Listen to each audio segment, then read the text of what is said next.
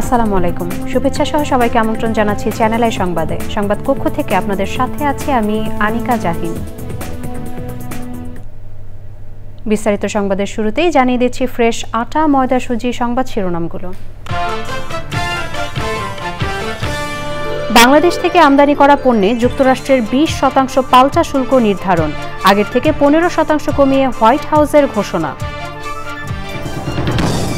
জুলাইয়ে শত শত মানুষ হত্যায় এক দফা আন্দোলনের সূচনা, গুম খুন গণতন্ত্রহীনতার বিরুদ্ধে ক্ষোভ একীভূত হয় ছাত্র জনতার মিছিলে। জুলাই সনদ বাস্তবায়ন নিয়ে রাজনৈতিক দলগুলোর মধ্যে টানাপোড়েন, আইনি ভিত্তি না পেলে কমিশন ও সরকারের বিরুদ্ধে জামাতের মামলার হুমকি। পরিবেশ প্রতিবেশের উন্নয়নে কুমিল্লায় প্রকৃতি ও জীবন ক্লাবের বৃক্ষরোপণ ও বিতরণ, সবুজ বাংলাদেশ বিনির্মাণে নতুন প্রজন্মকে উৎসাহিত করবে প্রত্যাশা। এবং প্রথমবারের মতো থাইল্যান্ডে কৃষি যন্ত্রপাতির আন্তর্জাতিক প্রদর্শনী, অংশ নেয় 35টি দেশের নির্মাতা প্রতিষ্ঠান।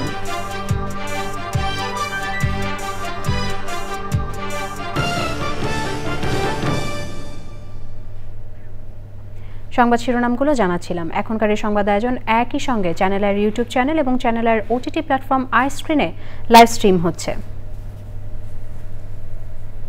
যাচ্ছি বিস্তারিত সংবাদে। বাংলাদেশ থেকে আমদানি করা পণ্যের ওপর 20% পাল্টা শুল্ক আরোপ করেছে যুক্তরাষ্ট্র।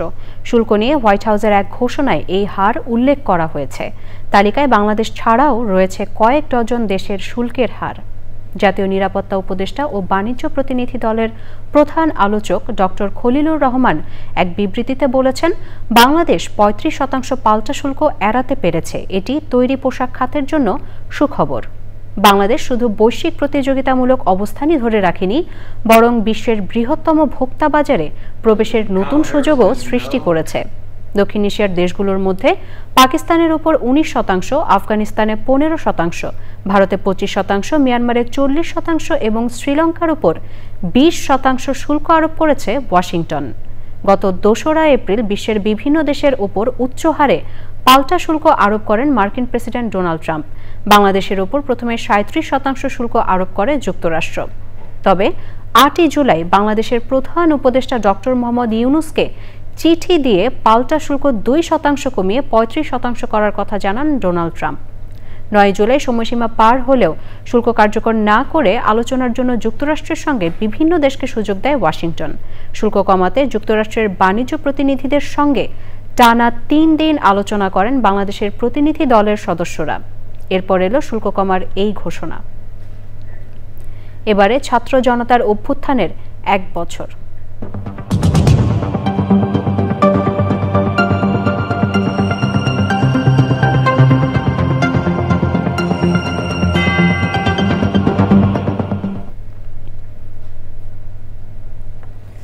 সরকারি চাকরিতে কোটা পুনর্বহালের প্রতিবাদে শুরু হওয়া একটি আন্দোলন কিভাবে গণ অভ্যুত্থানের রূপ নিয়ে একটি প্রতাপশালী সরকারের পতন ঘটিয়েছিল। ছাত্রনেতারা বলছেন, জুলাই মাসে শত শত মানুষ হত্যার বিরুদ্ধে শিক্ষার্থীদের 9 দফায় 1 দফায় রূপান্তর হয়েছিল। আগের বছরগুলোতে গুম খুন, একদলীয় শাসন ও গণতন্ত্রহীনতার বিরুদ্ধে মানুষের সকল ক্ষোভও এক হয়েছিল ছাত্র জনতার মিছিলে। বিস্তারিত তাফহিমুল ইসলামের রিপোর্টে। 2024 সালের 5 জুন সরকারি চাকরিতে কোটা ব্যবস্থা পুনর্বহাল করে হাইকোর্টের রায়ের পর শুরু হয় আন্দোলন। শরিক হয় দেশের সকল শিক্ষা প্রতিষ্ঠান, পাবলিক প্রাইভেট বিশ্ববিদ্যালয়, কলেজ এবং মাদ্রাসার শিক্ষার্থীরাও। মধ্য জুলাইয়ে তৎকালীন প্রধানমন্ত্রী শেখ হাসিনার একটি মন্তব্যে আন্দোলন আরো উস্কে দেয়। মুক্তিযোদ্ধাদের নাতিপুতিরাও পাবে না, তাহলে কি রাজাকারের নাতিপুতিরা পাবে? দেশ উত্তাল হয়ে ওঠে। আন্দোলন দমনে সরকার কঠোর অবস্থান নেয়। ইন্টারনেট পরিষেবা বন্ধ করে দেওয়া হয়। সেনাবাহিনী মোতায়েন করে জারি করা হয় কারফিউ। আইন শৃঙ্খলা বাহিনীর গুলিতে নিহত হতে থাকে শত শত মানুষ। এক পর্যায়ে আন্দোলনের প্রধান সংগঠক হিসাবে বৈষম্যবিরোধী ছাত্র আন্দোলন 9 দফা দাবির পরিবর্তে প্রধানমন্ত্রী পদত্যাগের 1 দফা দাবি তোলে।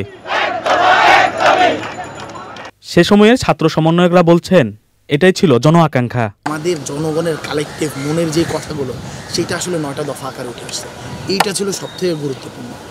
জনগণ যেটা বলতে চায়, জনগণের মাথায় এই মুহূর্তে যেই জিনিসটা আছে সেইটাকে একটা লিখিত রূপ আকারে হাজির করা। এই জন্য 9 দফার জায়গাটা মানুষকে এত বেশি মাত্রায় টাচ করেছে। 9 দফা থেকে 1 দফার যাত্রাটা আসলে অনেক কঠিন। এত হতাহতের বিপরীতে মানুষের ইচ্ছা শক্তি ছিল যে মানুষ আবার রাস্তায় নেমে আসবে, সব কিছু ভেঙে সরকার এই খুনি হাসিনাকে পতন করতে পারবে। মানুষের মধ্যে ইচ্ছা শক্তি ছিলই বলে মানুষ বেরোয় আসছে। বলা যায় স্টার্টিংটা ছিল শাহবাগ, এটা রাজপথের মুভমেন্ট হিসেবে এটাকে ডিসপ্লে করানো, এবং তার পরবর্তী যতগুলো আমাদের কর্মসূচিগুলো নিয়েছি সবগুলোই ছিল আমরা চেষ্টা করেছি কীভাবে মানুষের গ্রহণযোগ্যতা যত বেশি বাড়ানো যায়, কারণ একটা বড় মুভমেন্টের দিকে ড্রাইভ করে দিলে আমার মানুষের কাছে গ্রহণযোগ্যতা লাগবে।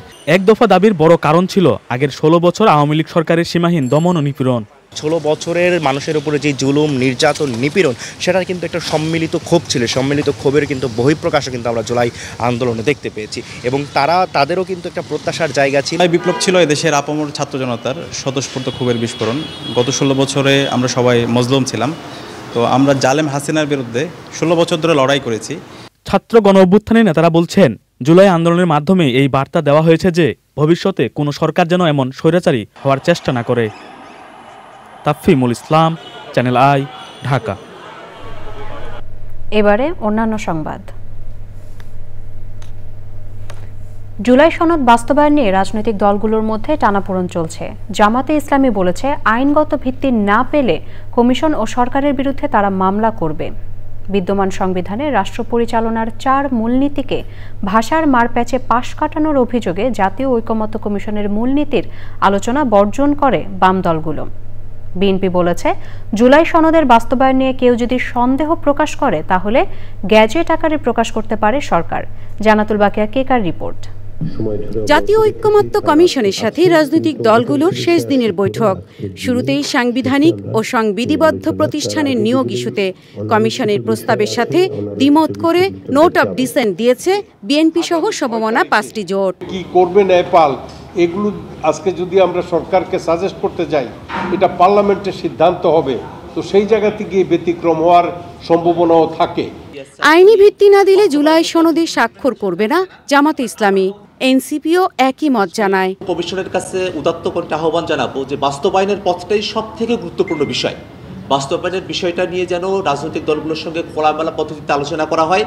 জাতির প্রতি আর কোনো তামাশা করার সুযোগ আমরা দেব না, ইনশাআল্লাহ।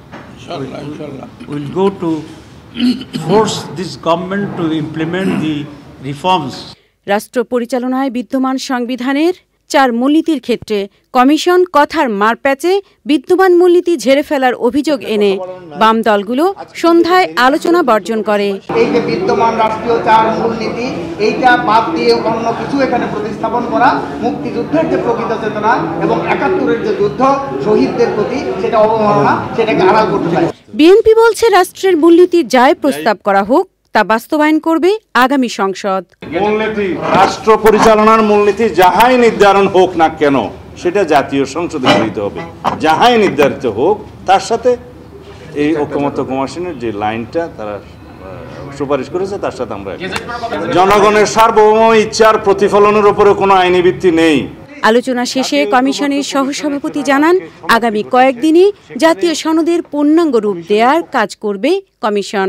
গুরুত্ব বিবেচনা করে আমরা যতটা দ্রুততার সঙ্গে সম্ভব সনদের পূর্ণাঙ্গ রূপটি রাজনৈতিক দলের কাছে পৌঁছে দিতে চাই। এদিন রাষ্ট্রপতি নির্বাচন নিয়ে রাজনৈতিক দলগুলো একমত হয়। জান্নাতুল বাকিয়া কেকা, চ্যানেল আই, ঢাকা। উঁচু ভবন নির্মাণে থাকে নানা রকম চ্যালেঞ্জ। স্থপতিরা বলছেন, ঝুঁকি বিবেচনায় নিয়ে মাটির গঠন, ফায়ার সেফটি, সেই সঙ্গে যথাযথভাবে বিল্ডিং ম্যানেজমেন্ট করতে হয়। উঁচু ভবন নির্মাণে মাস্টার প্ল্যান করার পরামর্শ তাদের। সেই সাথে শহরকে বিস্তৃত করারও তাগিদ দিয়েছেন তারা। নাজিব বেগের রিপোর্ট। আকাশছোঁয়া ভবন নির্মাণ মানুষের উৎকর্ষ আর উদ্ভাবনী দক্ষতার প্রতীক। আধুনিক স্থাপত্য ও প্রকৌশল শৈলীর নিদর্শন এটি। অন্যদিকে আভিজাত্যের প্রতীক হিসেবেও আকাশছোঁয়া ভবন নির্মাণ করছে অনেক দেশ। দৃষ্টিনন্দিত এসব ভবন ঘিরে পরিচালিত হয় গুরুত্বপূর্ণ ব্যবসায়িক আর্থিক কার্যক্রম। রাজধানী ঢাকার প্রেক্ষাপটে উঁচু ভবন নির্মাণে ধারণ ক্ষমতা এবং অগ্নি নির্বাপন ব্যবস্থার মতো বিষয়কে গুরুত্ব দিতে বলছেন স্থপতিরা। যখনই একটা হাইরাইজ বিল্ডিং তৈরি করছি তখন কিন্তু জানমালের নিরাপত্তার বিষয়টা সবচেয়ে মুখ্য হয়। শুধুমাত্র উঁচু বিল্ডিং করার জন্যই উঁচু বিল্ডিং করা উচিত না, এটা টেকনিক্যালি সাউন্ড হতে হবে, ফায়ার সেফ হতে হবে, স্ট্রাকচারাল ইস্যুস আছে।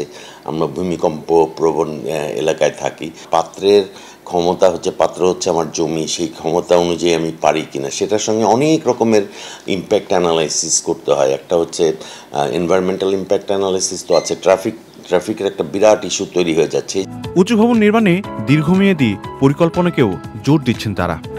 চ্যালেঞ্জ হলো আমাদের ইলেকট্রোমেকানিক্যাল সিস্টেমগুলি অনেক উন্নততর হওয়া দরকার, লিফটের প্রয়োজন, যেগুলি সবই ইম্পোর্ট করতে হয়। কনস্ট্রাকশন কস্ট হাইয়ার হয়ে যায় বিকজ আমরা আর্থকোয়েক এবং উইন্ড লোড কনসিডার করে টল বিল্ডিংগুলি ডিজাইন করে থাকি, কিন্তু ডিমান্ডের কারণে কিছু নিয়ম নীতি সুবিধা পাচ্ছি বলে আমরা হাইরাইজ করে যাচ্ছি। সেটা আমার মনে হয় জোন অনুযায়ী মাস্টার প্ল্যান করে 3 ডাইমেনশনাল একটা নকশা তৈরি করে হাইরাইজের অনুমতি দেওয়া দরকার। ভার্টিক্যাল এক্সপানশনের চাহিদা থেকেই উঁচু ভবনের সংখ্যা বাড়ছে, তবে ভবনের ব্যবহার ও ব্যবস্থাপনা সঠিকভাবে করার তাগিদ সংশ্লিষ্টদের। নাজিব বেগ, চ্যানেল আই, ঢাকা। জলবায়ুর অভিঘাতে ক্ষতিগ্রস্ত পরিবেশ প্রতিবেশের উন্নয়নে কুমিল্লায় বৃক্ষরোপণ ও বিতরণ করেছে প্রকৃতি ও জীবন ক্লাব। জনপ্রিয় মোবাইল অপারেটর বাংলালিংকের সহযোগিতায় প্রাচীন ও ঐতিহ্যবাহী বিদ্যাপীঠ কুমিল্লা জেলা স্কুলের 1000-এর বেশি শিক্ষার্থীর মাঝে গাছের চারা বিতরণ করা হয়। বিশিষ্টজনদের প্রত্যাশা, এমন উদ্যোগ সবুজ বাংলাদেশ বিনির্মাণে নতুন প্রজন্মকে উৎসাহিত করবে। আবুল কাশেম হৃদয়ের তথ্য ও ভিডিও চিত্রে আফরোজা হাসির রিপোর্ট।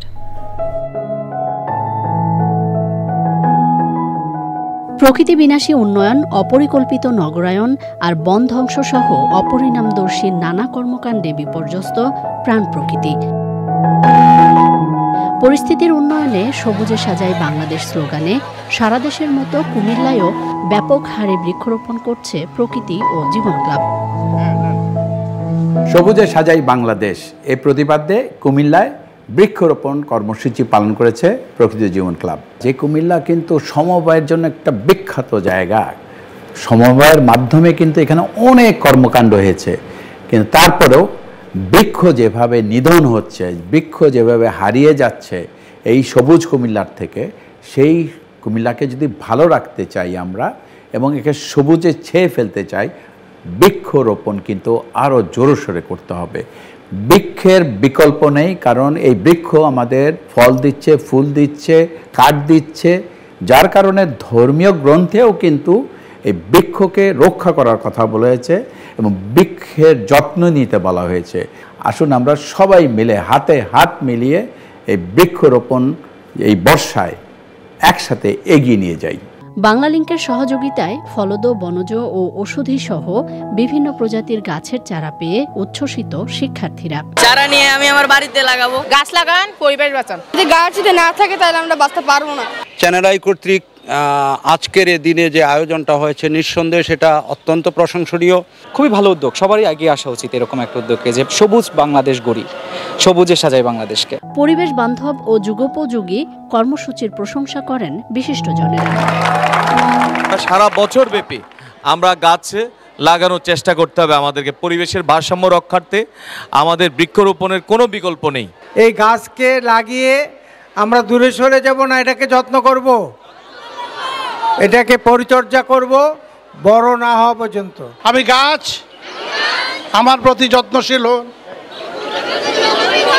আমি আপনাকে ছায়া, আশ্রয় ও সৌন্দর্য দেব। জলবায়ু পরিবর্তনের ঝুঁকি মোকাবেলার পাশাপাশি জীববৈচিত্র্য সমৃদ্ধ দেশ গড়তে রোপণ করা বৃক্ষের পরিচর্যায় সবাইকে এগিয়ে আসার আহ্বান সংশ্লিষ্টদের। আফরোজা হাসি, চ্যানেল আই। এবছর প্রথমবারের মতো থাইল্যান্ডে অনুষ্ঠিত হলো কৃষি যন্ত্রপাতির আন্তর্জাতিক প্রদর্শনী Thailand international agricultural machinery exhibition 2025। 23 থেকে 25 জুলাই 3 দিনব্যাপী এই প্রদর্শনী অনুষ্ঠিত হয় দেশটির রাজধানী ব্যাংককে। 35টি দেশের কৃষি যন্ত্রপাতি নির্মাতা প্রতিষ্ঠান এই মেলায় অংশ নেয়। বিস্তারিত জানাচ্ছেন শাইখ সিরাজ। গত 60 বছর ধরে চীনে প্রতি বছর অনুষ্ঠিত হয়ে আসছে আন্তর্জাতিক কৃষি যন্ত্রপাতির প্রদর্শনী। এবছর থেকে চীনের পাশাপাশি এশিয়ার বিভিন্ন দেশে কৃষি যন্ত্রপাতির প্রদর্শনীর আয়োজন করার ঘোষণা দেয় আয়োজক কমিটি। প্রথম আয়োজন ছিল 23 থেকে 25 জুলাই থাইল্যান্ডের ব্যাংককে। প্রযুক্তি কৃষিখাতকে করছে আধুনিক ও নিশ্চিত লাভজনক। আজকের এই প্রদর্শনীতে যুক্ত হয়েছেন 35টি দেশ থেকে আগত ক্রেতা ও বিক্রেতারা। এটি একটি চমৎকার মিলন মেলা। মেলার আয়োজকরা বলছেন, এই আয়োজনের লক্ষ্য হলো কৃষিক্ষেত্রে প্রযুক্তির ব্যবহার বাড়ানো এবং আধুনিক যন্ত্রপাতিকে বিশ্বব্যাপী আরো জনপ্রিয় করে তোলা। তথ্য ও প্রযুক্তি ছড়িয়ে দিলেই মানুষ কল্যাণের দিকে দ্রুত এগোবে। চতুর্থ শিল্প বিপ্লবের এই সময়ে কৃষি যন্ত্রপাতির যে অগ্রসরতা তা বৈশ্বিক পরিমণ্ডলে তুলে ধরা জরুরি। এই প্রদর্শনীর মাধ্যমে আমরা প্রতিটি দেশের নাগরিক একই সূত্রে গাথা পড়ছি, সেটি হচ্ছে টেকসই কৃষি ব্যবস্থাপনা, যা আগামী দিনের জন্য অত্যন্ত জরুরি।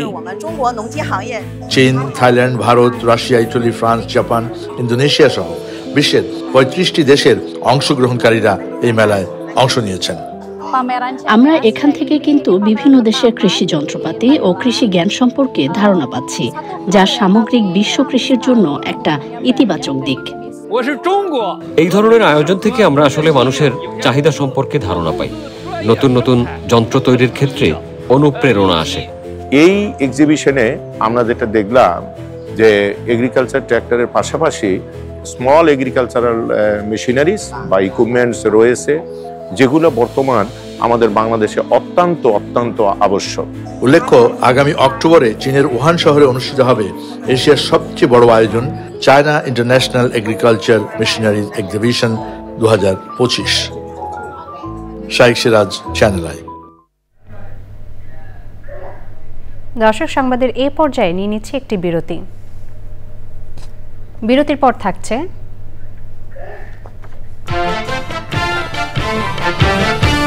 অনূর্ধ্ব 20 নারী এশিয়ান কাপ ফুটবলের বাছাই পর্বে বাংলাদেশের দল ঘোষণা, চ্যাম্পিয়নদের ওপরই।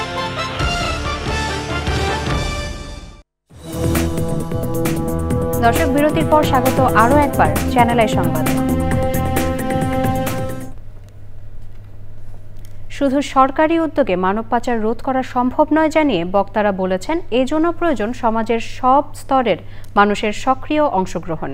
প্রান্তিক জনগোষ্ঠীর অর্থনৈতিক ক্ষমতায়নও মানব পাচার রোধে কার্যকর ভূমিকা রাখতে পারে বলে মন্তব্য করেন তারা। রাজধানীতে এক সেমিনারে বক্তারা এসব কথা বলেন। সেমিনারে বক্তব্য রাখেন বাংলাদেশের সুইজারল্যান্ডের চার্চ দ্য অ্যাফেয়ার্স কোহিন অস পিনিয়ানি, মহিলা ও শিশু বিষয়ক মন্ত্রণালয়ের সিনিয়র সচিব মমতাজ আহমেদ সহ বিভিন্ন মন্ত্রণালয়ের ঊর্ধ্বতন কর্মকর্তারা।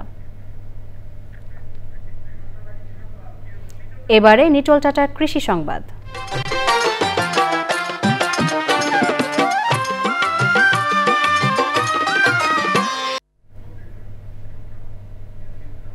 দিনাজপুরে খেজুর চাষ করে সফলতা পেয়েছেন ফুলবাড়ির জাকির হোসেন। 6 প্রজাতির খেজুর চাষ ও চারা বিক্রি করে তিনি বছরে আয় করছেন 25 থেকে 30 লাখ টাকা। তার এই সাফল্য দেখতে অনেকে দূর দূরান্ত থেকে ছুটে যাচ্ছেন তার বাগানে।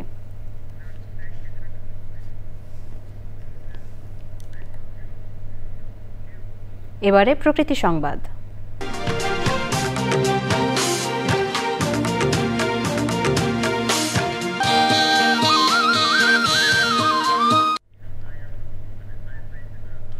বাগেরহাটে হাঁটু পানি মারিয়ে ক্লাস করতে হচ্ছে গাবতলা ইসলামাবাদ সরকারি প্রাথমিক বিদ্যালয়ের শিক্ষার্থীদের। প্রাকৃতিক দুর্যোগ ও জোয়ারের কারণে মাসের 15 দিন পানিবন্দী থাকছে বিদ্যালয়টি। বিড়ম্বনা কাটিয়ে শিক্ষার সুষ্ঠু পরিবেশ নিশ্চিতে দ্রুত সংস্কারের দাবি শিক্ষক, শিক্ষার্থী ও স্থানীয়দের। ঊর্ধ্বতনের সাথে আলোচনা সাপেক্ষে সমাধানের আশ্বাস উপজেলা শিক্ষা কর্মকর্তার।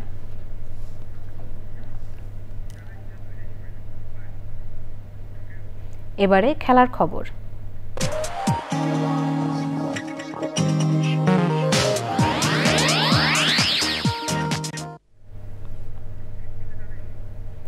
সদ্য সমাপ্ত সাফ অনূর্ধ্ব 20 নারী ফুটবলে চ্যাম্পিয়ন হওয়া স্কোয়াড অপরিবর্তিত রেখেই আসন্ন অনূর্ধ্ব 20 নারী এশিয়ান কাপ ফুটবলের বাছাই পর্বের দল ঘোষণা করেছেন বাংলাদেশ নারী ফুটবল দলের head coach Peter Butler.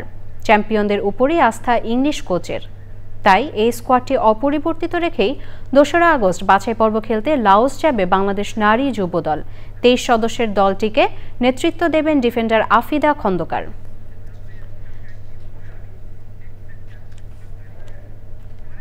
6 August প্রথম ম্যাচে স্বাগতিক লাওস, 8 আগস্ট পূর্ব তিমুর এবং 10 তারিখে সাউথ কোরিয়ার বিপক্ষে গ্রুপ পর্বের 3টি ম্যাচ খেলবে লাল সবুজের মেয়েরা।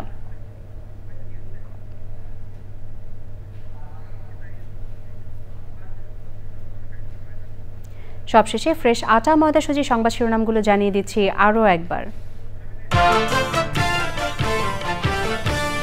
বাংলাদেশ থেকে আমদানি করা পণ্যে যুক্তরাষ্ট্রের 20% পাল্টা শুল্ক নির্ধারণ, আগের থেকে 15% কমিয়ে হোয়াইট হাউসের ঘোষণা। জুলাইয়ে শত শত মানুষ হত্যায় এক দফা আন্দোলনের সূচনা, গুম খুন গণতন্ত্রহীনতার বিরুদ্ধে ক্ষোভ একীভূত হয় ছাত্র জনতার মিছিলে। জুলাই সনদ বাস্তবায়ন নিয়ে রাজনৈতিক দলগুলোর মধ্যে টানাপোড়েন, আইনি ভিত্তি না পেলে কমিশন ও সরকারের বিরুদ্ধে জামাতের মামলার হুমকি। পরিবেশ প্রতিবেশের উন্নয়নে কুমিল্লায় প্রকৃতি ও জীবন ক্লাবের বৃক্ষরোপণ ও বিতরণ, সবুজ বাংলাদেশ বিনির্মাণে নতুন প্রজন্মকে উৎসাহিত করবে প্রত্যাশা। এবং প্রথমবারের মতো থাইল্যান্ডে কৃষি যন্ত্রপাতির আন্তর্জাতিক প্রদর্শনী, অংশ নেয় 35টি দেশের নির্মাতা প্রতিষ্ঠান।